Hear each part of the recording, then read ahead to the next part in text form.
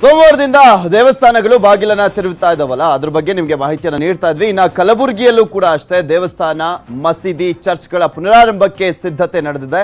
ಕಲಬುರಗಿಯ ಪ್ರಸಿದ್ಧ ಶರಣ ಬಸವೇಶ್ವರ ದೇವಸ್ಥಾನದ ಪುನರಾರಂಭಕ್ಕೆ ಏನೆಲ್ಲ ಸಿದ್ಧತೆ ನಡೆದಿದೆ ಅನ್ನೋದ್ರ ಬಗ್ಗೆ ನಮ್ಮ ಪ್ರತಿನಿಧಿ ಶಿವರಾಮ್ ಅಸುಂಡಿ ಪ್ರತ್ಯಕ್ಷ ವರದಿಯನ್ನ ಕೊಟ್ಟಿದ್ದಾರೆ, ನೋಡ್ಕೊಳ್ಳೋಣ. ಜೂನ್ 8ರಿಂದ ದೇವಸ್ಥಾನ ಪ್ರವೇಶಕ್ಕೆ ರಾಜ್ಯ ಸರ್ಕಾರ ಗ್ರೀನ್ ಸಿಗ್ನಲ್ ಕೊಟ್ಟಿದೆ. ಈ ಹಿನ್ನೆಲೆಯಲ್ಲಿ ಕಲಬುರಗಿ ಜಿಲ್ಲೆಯಾದ್ಯಂತ ದೇವಸ್ಥಾನಗಳಲ್ಲಿ ಭಕ್ತರಿಗೆ ದೇವರ ದರ್ಶನಕ್ಕೆ ವ್ಯವಸ್ಥೆ ಮಾಡುವಂಥ ಸಿದ್ಧತೆಗಳು ಭರದಿಂದ ಸಾಗಿದ್ದಾವೆ. ಕಲಬುರಗಿಯ ಆರಾಧ್ಯ ದೈವ ಶರಣಬಸವೇಶ್ವರ ದೇವಸ್ಥಾನ ಇರ್ಬೋದು, ದತ್ತಾತ್ರೇಯ ಮಂದಿರ ಇರ್ಬೋದು, ಗತ್ತರಗಿ ಭಾಗಮ್ಮ ಟೆಂಪಲ್ ಇರ್ಬೋದು, ಎಲ್ಲ ಕಡೆ ಸಹ ಸಿದ್ಧತೆಗಳು ನಡೆದಿದ್ದಾವೆ. ನಾವೀಗ ಕಲಬುರಗಿಯ ಶರಣಬಸವೇಶ್ವರ ದೇವಸ್ಥಾನದ ಆವರಣದಲ್ಲಿದ್ದೇವೆ. ನೋಡ್ತಾ ಇರ್ಬೋದು, ಇಲ್ಲಿ ಸಾಕಷ್ಟು ಸಿದ್ಧತೆಗಳು ಮಾಡಿಕೊಳ್ಳಲಾಗಿದೆ. ಯಾಕಂದ್ರೆ ಇನ್ನು 3 ದಿನ ಬಾಕಿ ಇರುವಂತಹ ಬರುವಂತ ಭಕ್ತರಿಗೆ ಸಾಲುಗಟ್ಟಿ ಹೋಗ್ಲಿಕ್ಕೆ ಜನಜಂಗುಳಿ ಆಗದ ರೀತಿಯಲ್ಲಿ ಬ್ಯಾರಿಕೇಡ್ ಹಾಕಲಾಗ್ತಾ ಇದೆ. ಸಾಕಷ್ಟು ಪೂರ್ವ ಸಿದ್ಧತೆ ಮಾಡಿಕೊಳ್ಳಲಾಗ್ತಾ ಇದೆ. ದೇವಸ್ಥಾನದ ಏನು ಎರಡೂ ಕಡೆ, ದೇವಸ್ಥಾನದ ಎದುರಿನ ಪ್ರದೇಶದ ಎರಡೂ ಕಡೆ ಬ್ಯಾರಿಕೇಡ್ ಹಾಕಲಾಗ್ತಾ ಇದೆ. ಯಾಕಂದ್ರೆ ಇದು ಏನು ಶರಣಬಸವೇಶ್ವರ ಜಾತ್ರೆ ನಡೆದ ನಂತರ ದೇವಸ್ಥಾನ ಮುಚ್ಚಲ್ಪಟ್ಟಿತ್ತು. ಹೆಚ್ಚು ಕಡಿಮೆ 1-2.5 ತಿಂಗಳಿಗೂ ಹೆಚ್ಚು ಕಾಲ ದೇವಸ್ಥಾನ ಮುಚ್ಚಲ್ಪಟ್ಟಿತ್ತು. ಹೀಗಾಗಿ ಆ ಬಂದಂಥ ಭಕ್ತರು ಜನಜಂಗುಳಿ ಏಕಾಏಕಿ ಬಂದರೆ ಜನಜಂಗುಳಿ ಆಗಬಾರ್ದು ಅನ್ನೋ ಒಂದು ಹಿನ್ನೆಲೆಯಲ್ಲಿ ಸಾಕಷ್ಟು ಸಿದ್ಧತೆಗಳು ಮಾಡ್ಕೊಳ್ಳಾಗ್ತಾ ಇದೆ. ಈಗ ಬರುವಂಥ ಭಕ್ತರು ಕಂಟ್ರೋಲ್ ಮಾಡೋ ಸಲುವಾಗಿನೇ ಬ್ಯಾರಿಕೇಡ್ ಹಾಕಲಾಗ್ತಾ ಇದೆ. ಮತ್ತು ದೇವಸ್ಥಾನದ ಒಳಗೂ ಸಹ ಒಂದು ಸಿದ್ಧತೆಗಳು ಮಾಡ್ಕೊಳ್ಳಾಗ್ತಾ ಇದೆ.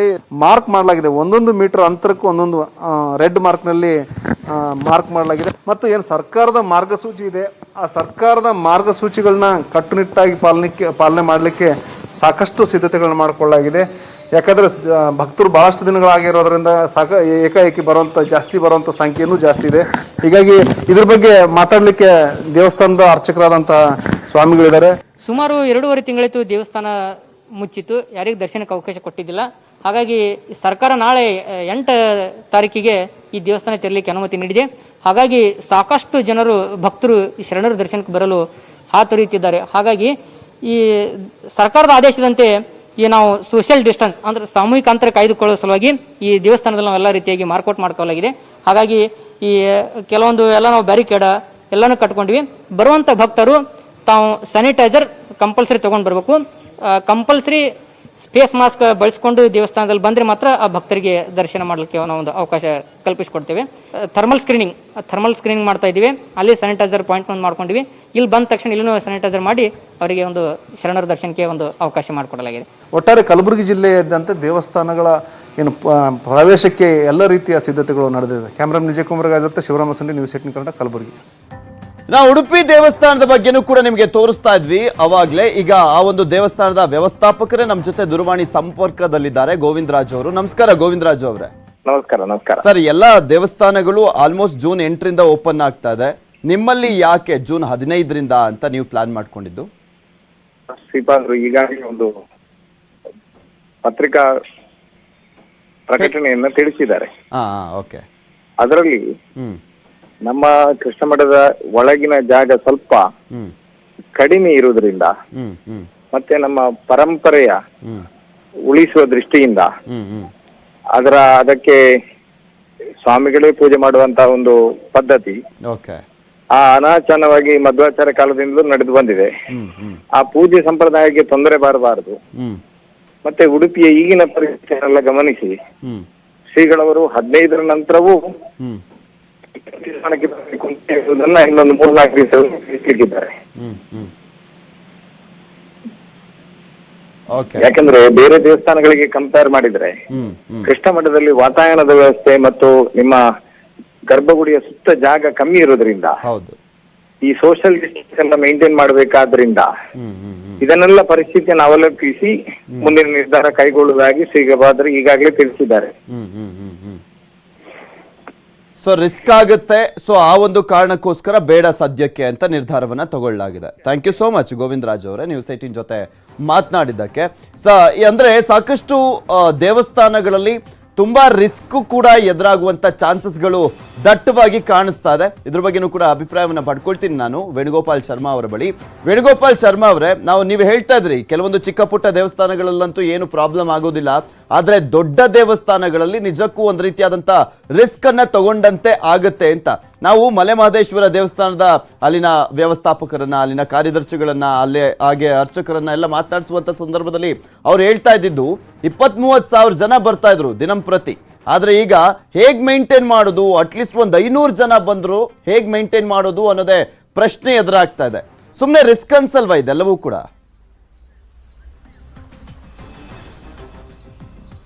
ಇಲ್ಲ, ಖಂಡಿತ ಇದು ತುಂಬ ದೊಡ್ಡ ರಿಸ್ಕೇ ಆಗುತ್ತೆ. ಆದರೆ ಏನು ಸಮಸ್ಯೆ ಏನಂತಂತಂದರೆ ಎಲ್ಲ ಕ್ಷೇತ್ರಗಳಿಗೆ ಹೋಗ್ಲಿಕ್ಕಾಗಲ್ಲ ಈ ಜನ. ಕಾರಣ ಯಾಕೆಂದರೆ ಕೇಂದ್ರ ಸರ್ಕಾರ ನಿರ್ಧಾರ ಕೊಟ್ಟಿದ್ರು, ಕೆಲವೊಂದು ಕ್ಷೇತ್ರಗಳು ರೆಡ್ ಝೋನ್ ಅಂತಿದೆ, ಕೆಲವೊಂದು ಸೀಲ್ ಡೌನ್ ಆಗಿದೆ. ಈ ಥರ ಸಂದರ್ಭದಲ್ಲಿ ಎಲ್ಲ ಕ್ಷೇತ್ರಗಳಿಗೂ ಹೋಗ್ಲಿಕ್ಕಾಗಲ್ಲ. ಆಮೇಲೆ ಇನ್ನೊಂದು ಏನಾಗುತ್ತೆ ಅಂದರೆ ಅಂಥ ಕ್ಷೇತ್ರಗಳಿಗೆ ಹೋಗಬೇಕಾದ್ರೂ ಕೂಡ ಕೆಲವೊಂದು ಕ್ಷೇತ್ರಗಳಿಗೆ ಇನ್ನೂ ಪರ್ಮಿಷನ್ ಕೊಟ್ಟಿಲ್ಲ. ಯಾಕೆ ಕಾರಣಕ್ಕಂದರೆ ಸೀಲ್ ಡೌನ್ ಇರುತ್ತೆ, ಆ ಪ್ರದೇಶಕ್ಕೆ ಹಿಂಗೆ ಹೋಗ್ಲಿಕ್ಕಾಗತ್ತೆ, ಆಗಲ್ಲ. ಅಂಥ ಸಂದರ್ಭಗಳು ಏನಾಗುತ್ತೆ ಅಂದರೆ ಕ್ಷೇತ್ರಗಳಲ್ಲಿ ಸ್ವಲ್ಪ ವ್ಯವಸ್ಥೆಗಳು ಮಾಡೋದು ತುಂಬ ದೊಡ್ಡ ಕಷ್ಟದ ಕೆಲಸ ಆಗುತ್ತೆ. ಯಾಕೆ ನೀವು ಕ್ಷೇತ್ರಗಳು ಅಂದಾಗ ಒಂದು ಹೋಟೆಲ್ ಇರಲ್ಲ ಅಥವಾ ಬೇರೆ ವ್ಯವಸ್ಥೆಗಳಿರಲ್ಲ. ಅಂಥ ಸಂದರ್ಭದಲ್ಲಿ ಹೇಗೆ ಮಾಡ್ಲಿಕ್ಕೆ ಸಾಧ್ಯ? ಅದು ಕಷ್ಟವೇ ಆಗುತ್ತೆ. ಆದರೂ ಕೂಡ ಇದೊಂದು ಪ್ರಾಯೋಗಿಕವಾಗಿ ಏನೋ ಒಂದು ಒಳ್ಳೆ ಒಂದು ಕಡೆ ಸಂತೋಷ, ದೇವ್ರ ದರ್ಶನ ಮಾಡಲಿಕ್ಕೆ ಒಂದು ಅನುವು ಮಾಡಿಕೊಟ್ರಲ್ಲ ಅನ್ನೋ ಒಂದು ಸಂತೋಷ. ಅದ್ರ ಜೊತೆಲಿ ಕ್ರಮ ಅಂತಕ್ಕಂಥದ್ದು ತುಂಬ ಕಷ್ಟದ ಕೆಲಸ. ಹಾಗೇನೆ ಇವು ನೋಡಿ, ನಮ್ಮ ದೇವಸ್ಥಾನದಲ್ಲಿ ಇದು ಕರ್ನಾಟಕದ ಸುಪ್ರಸಿದ್ಧವಾದಂಥ 2ನೇ ಕಾಳಹಸ್ತೇಶ್ವರ ದೇವಸ್ಥಾನ. ಇದು ನಾವಿವಾಗ ಏನಿದೀವಿ ಇದು 2ನೇ ಕಾಳಹಸ್ತೇಶ್ವರನ ದೇವಸ್ಥಾನ. ಇಲ್ಲಿ ಇದು ದೊಡ್ಡ ಗಣಪತಿ ಹಿಂಭಾಗ ಬರ್ತಕ್ಕಂಥದ್ದು. ಇಲ್ಲಿ ಕೂಡ ಕಡ್ಲೆಕಾಯಿ ಪರಿಷೆ ಅಂತ ಜರುಗುತ್ತೆ. ಬಸವನಗುಡಿಯ ದೊಡ್ಡ ಗಣಪತಿ ದೇವಸ್ಥಾನ ಹಿಂಭಾಗದಲ್ಲಿ ಬರುತ್ತಿದ್ದು ಕಡ್ಲೆಕಾಯಿ ಪರಿಷೆ ಅಂತ ಜರುಗ್ತಿತ್ತು. ಈ ವರ್ಷ ಏನಾಗುತ್ತೋ ಗೊತ್ತಿಲ್ಲ, ಯಾಕಂದ್ರೆ ಲಕ್ಷಾಂತರ ಜನ ಸೇರ್ತಕ್ಕಂಥ ಜಾಗ ಇದು. ನಾವು ಕೂಡ ಅಷ್ಟೇ, ನಾವು ಇದೇ ಸಂದರ್ಭದಲ್ಲಿ ಇಷ್ಟು ದಿನ ವಿಶ್ವ ಎಲ್ಲ ಸುಭಿಕ್ಷವಾಗಿ ಮಾಡಿದೀವಿ. ನಾವು ಕೂಡ ಕೆಲವೊಂದು ಕಠಿಣ ನಿರ್ಧಾರ ತಗೊಂಡಿದೀವಿ. ಇಲ್ಲಿ ಈ ದೇವಸ್ಥಾನದಲ್ಲಿ ಏನ್ ಕಠಿಣ ನಿರ್ಧಾರ ಅಂತಂದ್ರೆ, ಬಂದ ತಕ್ಷಣ ಕಾಲು ತೊಳ್ತಕ್ಕಂಥದ್ದೊಂದು, 2ನೇದು ಮಾಸ್ಕ್ ಕಡ್ಡಾಯ ಮಾಡಿದೀವಿ, 3ನೇದಾಗಿ ಯಾವುದೇ ಕಾರಣಕ್ಕೂ ದೇವರ ದರ್ಶನ ಆದ್ಮೇಲೆ ನಿಲ್ಲಿಸ್ತಾ ಇಲ್ಲ. ಮಂಗಳಾರತಿ ತಗೊಂಡಿದ ತಕ್ಷಣ ಜನನ ಕಳಿಸ್ಬಿಡ್ತಾ ಇದೀವಿ. ಯಾಕೆ ಕಾರಣಕ್ಕಂದ್ರೆ ಈ ಜನ ನೀವು ಒಂದು 15 ಜನ 20 ಜನ ಬಿಟ್ಟಾಗ ಡಿಸ್ಟೆನ್ಸ್ ಕಾಪಾಡ್ಕೊಳಕ್ ಆಗಲ್ಲ ಚಿಕ್ಕ ಚಿಕ್ಕ ದೇವಸ್ಥಾನಗಳು. ಇನ್ನು ದೊಡ್ಡ ದೇವಸ್ಥಾನದಲ್ಲಿ ಏನಾಗುತ್ತೆ ಅಂತಂದ್ರೆ, ಈ ಕ್ಷೇತ್ರಗಳಿಗೆ ಹೋದಾಗ ಏನಾಗುತ್ತೆ, ನೀವು ಡಿಸ್ಟೆನ್ಸ್ ಕಾಪಾಡ್ಕೊಳಕ್ ಆಗಲ್ಲ. ಯಾಕಂದ್ರೆ ಒಂದು 100 ಜನ ಅಂದ್ರೆ ಏನೋ ಮಾಡ್ಬೋದು ನೀವು.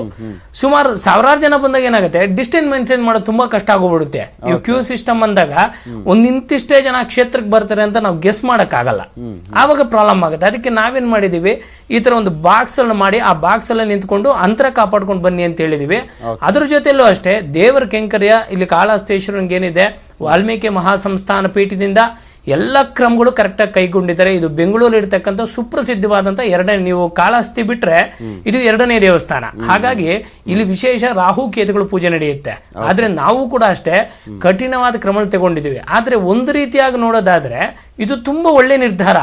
ಆದ್ರೆ ನಿರ್ಧಾರ ತಗೊಳ್ಳೋದು ಮುಖ್ಯ ಅಲ್ಲ, ಕ್ಷೇತ್ರಗಳು ಬಂದಂತ ಜನನ್ನ ಅದನ್ನ ಅವಾಯ್ಡ್ ಮಾಡಿ ಕ್ಲೀನ್ ಆಗಿ ಅದನ್ನ ವ್ಯವಸ್ಥೆ ಮಾಡ್ತಕ್ಕಂಥದ್ದು ತುಂಬಾ ಮುಖ್ಯವಾದಂತ ವಿಚಾರ ಆಗಿರುತ್ತೆ. ಅದ್ರ ಜೊತೆಲಿ ಏನಂತಂದ್ರೆ, ಇವಾಗ ಕೇಂದ್ರ ಸರ್ಕಾರ ಏನೋ ಅನುವು ಮಾಡಿಕೊಟ್ಟಿದೆ, ಭಕ್ತಾದಿಗಳ ಸಂತೋಷ ವಿಚಾರ.